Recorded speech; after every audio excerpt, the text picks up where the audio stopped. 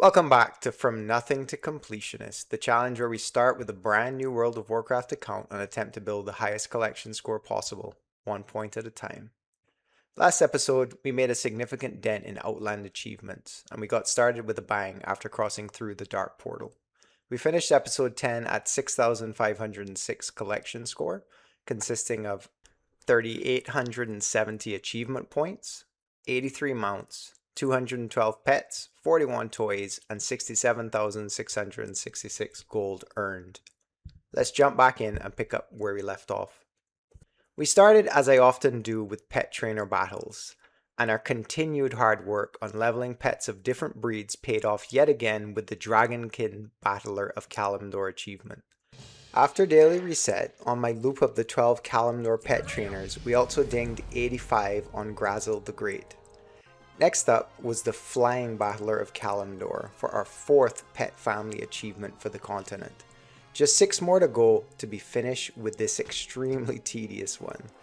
You need to have all 3 pets of the same family at 25, which I don't have yet for all families, but I'm working on it. After wrapping up with Kalimdor, I went to Outland to defeat the 5 trainers there, and along the way dinged 25 on my elk plushie for the overstuffed achievement. I finally completed the intro questline for Shatra City and chose the Scryers to be my faction of choice. There is of course an achievement to hit exalted with both factions in a single character, both Aldors and then Scryers. But as this is a feat of strength and doesn't award any achievement points, it's not something I'm going to be focusing on in the challenge at this time. My patrols for rares paid dividends again as I found the second of the Terakar rares, Doomsayer Durin, in the east of the zone, 6 out of 20 rares secured. My daily Sethic Halls run on max return saw me hit exalted with Wojin Pandaren, bringing us one step closer to the Ambassador of Horde achievement and title for having all home city factions to exalted. The Turbulent Timeways event is a 6-week celebration of World of Warcraft's previous expansions, where a different Timewalking event is active every week. You get an experience buff, some great gear appropriate for your level, and most importantly, Timewarped Badges. Unfortunately for us, even though this is the 4th week of the event, it's the first we're able to do, since week 1 was Dragonflight, week 2 was BFA, week 3 was Shadowlands. The good news is, after Classic this week, next week we will also be able to do it as well, since it will be the Burning Crusade, but the final week is again Dragonflight and will be off the menu. For the Classic Timewalking, players can queue up for random Timewalking Classic dungeons. This includes the Deadmines, Zul'Farrak, Daramal East and West, Stratholme Live, and Dead. Why is this event and in general Timewalking important for our challenge? Well, Timewalking is going to be critical as it gates over 500 collection score alone in a variety of mounts, toys, and pets. I got my feet wet and pulled Deadmines for my first random dungeon. Defeating the infamous Edwin Van Cleave popped a Timewalking step back to a classic dungeon achievement for 5 points. It also saw me ding 86 and drop the ancient Timewarped scroll, which is a once per account per Timewalking event item, good for 500 Timewarped badges. A similar 200 badge once an event per alt on your account also drops.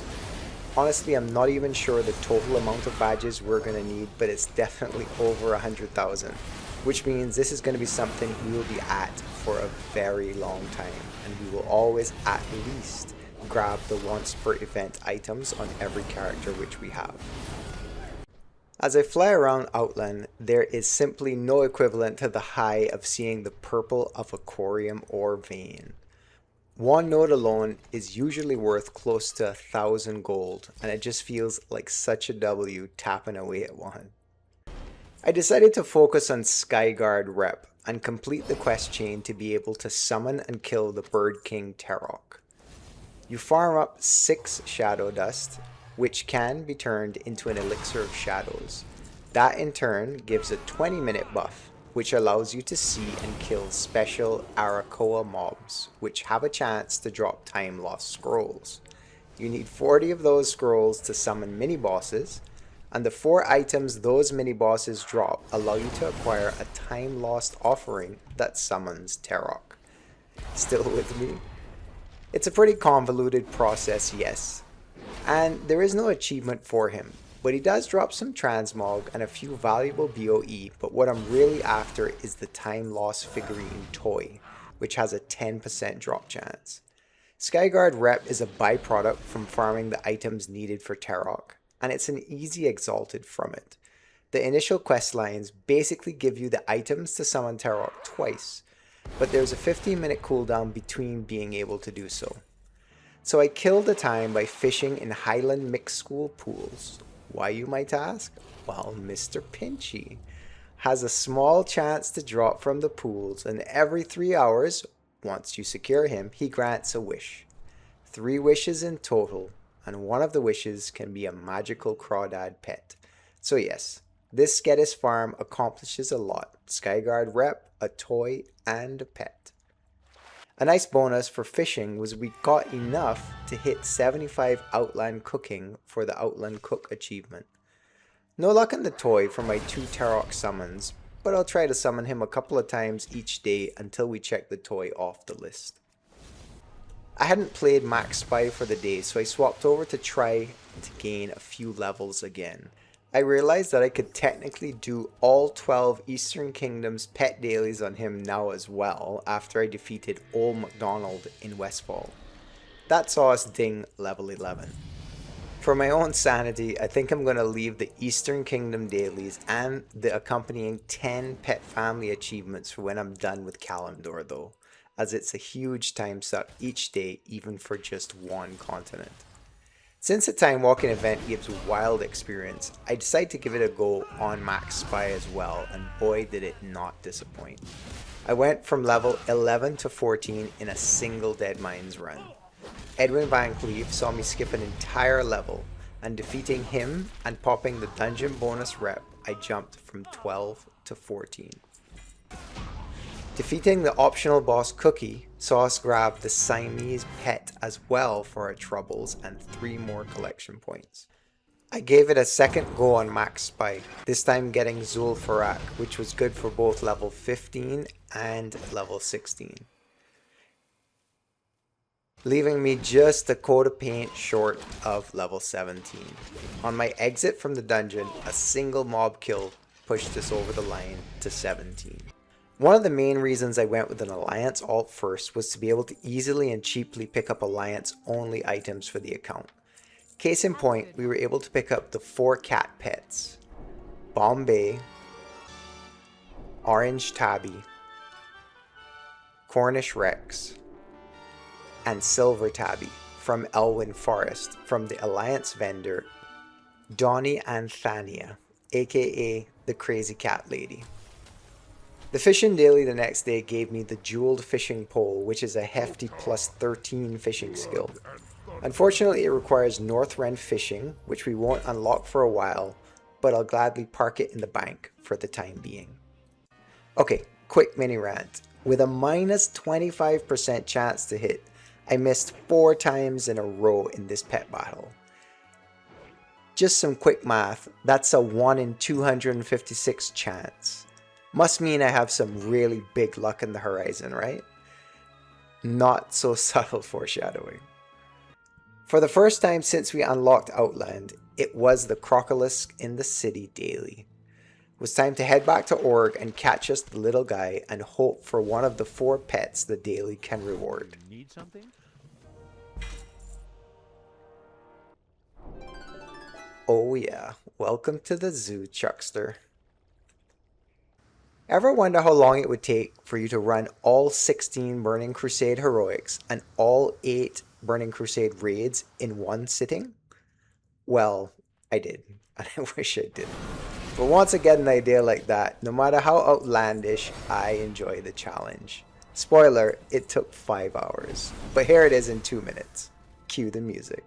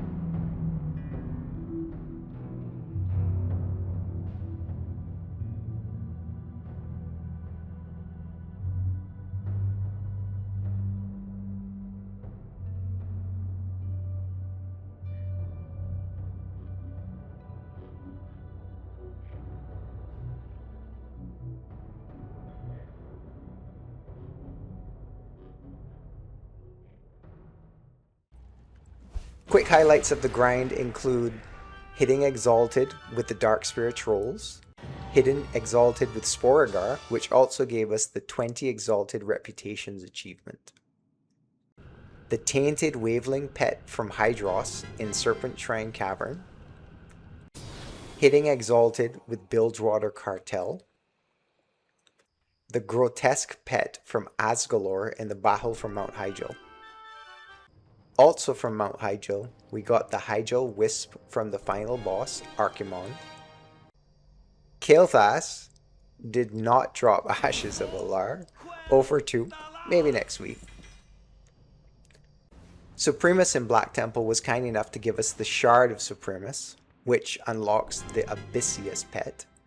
Finally, Mother in Black Temple gave us the Sister of Temptation. Switching back to Maxspy, I again ran a Timewalking dungeon which gave us level 18 and level 19 for our troubles. A few quests later and we were level 20. Wrapping up the Sentinel Hill questline in Westfall made quick work of the next level and gave us 21 before we polished off the play session with another Timewalking dungeon, which afforded us level 22 and also level 23. But really, we couldn't stop there. 24 then brought 25. I was getting fed up with the bag situation, so I bought some cheap 16 slot bags to extend it a bit. Also, finally got a weapon upgrade. Running dungeons as Fury with a one-hander and a shield was pretty gross. I ended the play session on our little spy by completing Lydia Accost's pet daily in Deadwind Pass, level 26. Headed back to Max Returns, while doing a loop scanning for rares, we targeted the Bog Lurker for our second Zangarmarsh rare, and 7th overall. As we had hit Exalted with Sporeggar, we were able to buy all the reputation items from the vendor. They are unique up to this point in the game though, in that they don't take gold but the glowcap mushroom as currency. I had a few mushrooms saved from when we quested here, and with that I bought the recipe clam bar which we need for the Outland gourmet meta, and also the tabard, needed to progress my tally towards 25 and another achievement there. We were about 70 short to buy the 2 transmog items and the pet they offer, so that's what I set out to gather. They grow readily in Western Zangarmarsh and can also be bought and sold in the auction house, but really, as usual, we can pair farming the mushrooms with the secondary and tertiary farm to make it worth our while. There's a pet, the Captured Firefly, which is a very rare drop chance in the area from the Bogflare Needler. Also, we need 500 plus Olemba wood for the achievement and to craft all the decor items we need. The wood is part of a long-term project I have. Essentially, I'd like to craft everything possible from professions for our home, but I want to gather and craft each and everything by myself. That means I'll need to unlock at least 4 more alts in order to learn all professions, which we will need to craft all parts necessary. That means I won't be able to craft every housing item I need until Warlords of Draenor is unlocked. In case you haven't realized by now, I live for a long-term plan and hard challenges. So I'll gather and save and work my spreadsheets in the background to keep track of all of it. This time out, we got the glowcap mushrooms we needed and a bunch of lumber, but no pet. Not yet. It's one of the rare pets on my backlog list I farm when I'm bored or feeling grindy. I'll get back to it. The fruit of our labor was the tiny Sporebat pet for 3 more collection score. My daily Anzu trek and follow-on Talon King kill got us the next Got My Mind on My Money achievement for looting 10,000 gold. Next up is the 25,000 gold mark. It took a while, but we also got the Working in Hellfire achievement for when we hit 75 Outland mining for having 2 primary professions at 75 in Outland. I went back for another loop of Skedis to farm time lost scrolls and fish while waiting to be able to summon Terokk a second time. And, amazingly, I got super lucky. Mr. Pinchy was kind enough to jump into my bags, and he also granted me my wish for for the magical Crawdad. This has taken me over 1,000 catches in the past to get, and he didn't even grant me the pet with any of the 3 wishes then. So I feel super fortunate. I guess my 4 straight misses earlier in the video was the price I had to pay for the RNG machine to give me him early. At least that's what I'll tell myself. Terokk was less kind, but hey, I'll take the win and be back for Terokk's toy another day. Then thanks to Tina Tiny Wrench, we hit level 87. We're now officially past where Max Collector made it before the ban. I'm still holding out hope for his return as I'm still appealing the account action, but until then, we'll keep pushing with his protege. Thrallmar became the first Outland dungeon faction we hit exalted with during a clear of heroic shattered halls. There are no individual achievements for them, but rather one achievement worth 20 points for getting all 5 to exalted. 4 more to go. It took me the better part of a month, but we finally checked off the Undercity fish or cut bait meta achievement when the daily fish head finally appeared. Just like cooking, we now have all the achievements for these dailies, but we'll keep doing them for the rewards they give. Yet another example of how useful having an alliance spy is that since most achievements are account wide now, I simply logged Maxspy and caught a single fish in Stormwind where he was logged out to pop the Fishing Diplomat achievement for an easy 10 points. Also, usually I ignore all spam in game, but this was top-notch RP spammery. Well played, Tybones. I ran a Timewalking dungeon to chip away at some levels and dinged 27. And then skipped right to 29 with the final experience the dungeon completion gave. As this was my 5th time walking dungeon on the character, I flew back to turn in the quest for that feat, and with that I hit level 30. A big milestone is on the horizon for Maxspy as we soon will be able to run all available heroics and raids for a second chance at mounts. Back on Max Returns, the Zunta daily quest saw us hit the justly rewarded achievement for 30,000 gold in quest rewards. This is the final offered in the chain and a big notch on our belt as we are only just in the Burning Crusade. Mr. Pinchy amazingly gave me another pet for my second wish as well. It's possible they've buffed these so that they always give pets now in retail, I'm not sure. The comments on Wowhead might be outdated, but at any rate, I'll take it. They're currently selling for over 10k gold on the auction house, so I'll throw it up for sure. It was then time. As I had done just about everything but complete an Outland Zones quest, I lined up Blade's Edge Mountain and pulled the trigger. This was the longest zone to complete to date in the challenge for me, even without doing all the Orgrimmar opening quest chain. It took me 2.5 hours, and this time I didn't even really spend that much time doing pet battles, just copious amounts of flying around for quest givers. It's easy to forget, but these quests in Outland are the oldest in the game. All quests in Kalimdor and Eastern Kingdoms were revamped from Cataclysm and now have some really awesome and memorable storylines. Not saying Outland doesn't have its fair share of moments, but it's a lot longer in the tooth and shows in some of the less engaging or creative content. Enjoy the ride.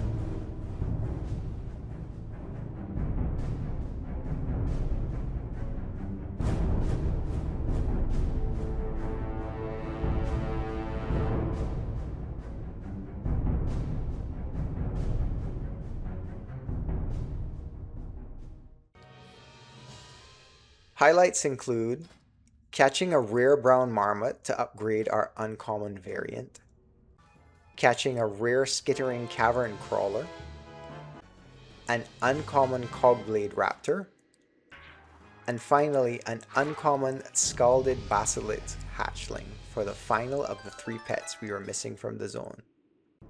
We also came across more Crush, one of the 3 rares in the zone, popped the Explorer Blade's Edge Mountain achievement, killed a 2nd rare in the zone, Speaker Margrim, now up to 9 of 20 rares needed for the Bloody Rare achievement, and eventually we secured the On the Blade's Edge achievement for completing all necessary quest chains in the zone.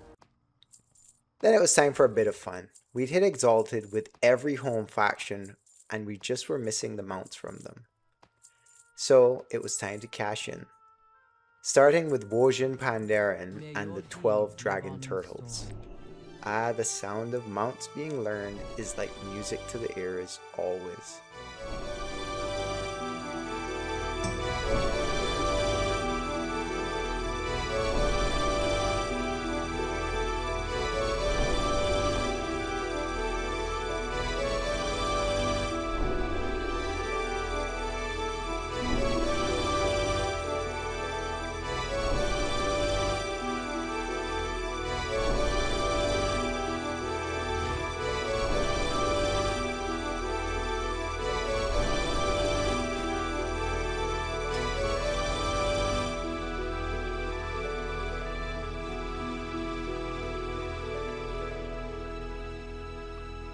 Then I picked up the 2 trike mounts from Bilgewater Cartel Exalted to add it to the collection.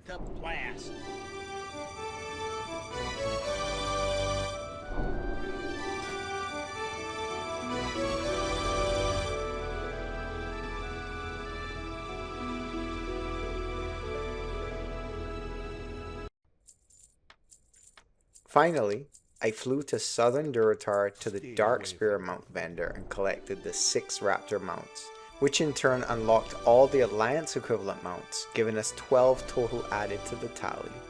111 total mounts, more than 10% of the way to our overall mount goal. Of course, the faction mounts are really easy to grab, and we have a lot of grinding and RNG ahead of us if we want to hit the 1,000 total mounts, but I'm up for the challenge.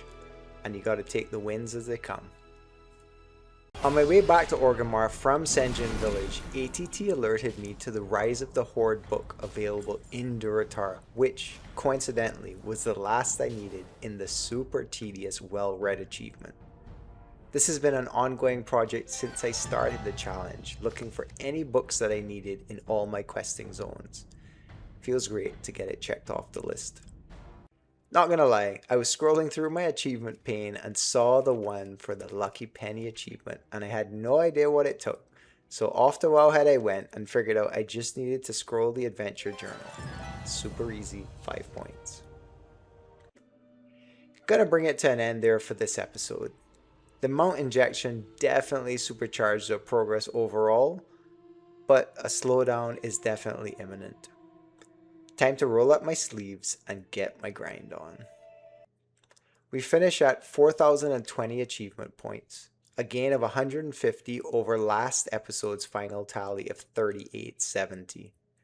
That brings us to 441 total achievements out of a total of 5,863, just over 7.5%. We got 17 new achievements in this episode.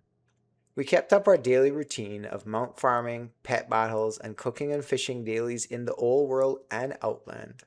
Also put time into the Terokk grind, hit Exalted with Sporeggar and Thrallmar, and caught the elusive Mr. Pinchy. Finally, we knocked out Blade's Edge Mountain and hit Exalted with all home factions and bought the remainder of the faction mounts. In terms of mounts, we end at 111 total. An addition of 28, mostly from hitting Wojin Pandaren, Darkspear Troll, and Bilgewater Cartel Exalted. For pets, our final tally is 228 total pets, a gain of 16, while toys remain unchanged with 41. Now for the gold goblin calculations. Let's look into the overall gold earned to calculate how much collection points we've unlocked. 6,404 gold looted, plus 11,904 gold from quest rewards. Now let's check the mailbox to see what sales have come in since the last episode. We had another few decent transmog sales. Albeast leggings going for over 6,600, Keeper woolies for 2,000 plus, High Counselor's scepter going for 8,000 plus, and also the lightning crown we got from heroics going for over 3,000 gold.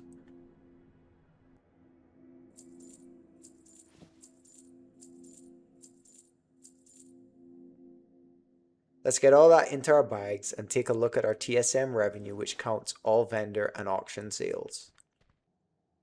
That stands at 84,690 gold.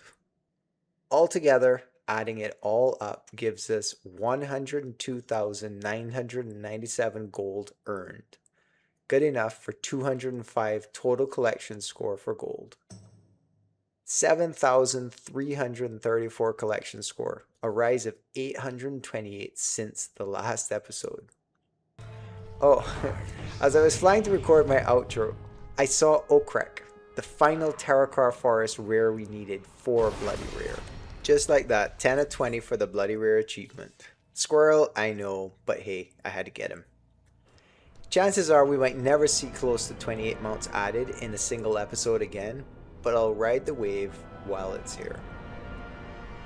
Thanks for watching as always. Let's see if we can make it out of Outland to Northrend before episode 20.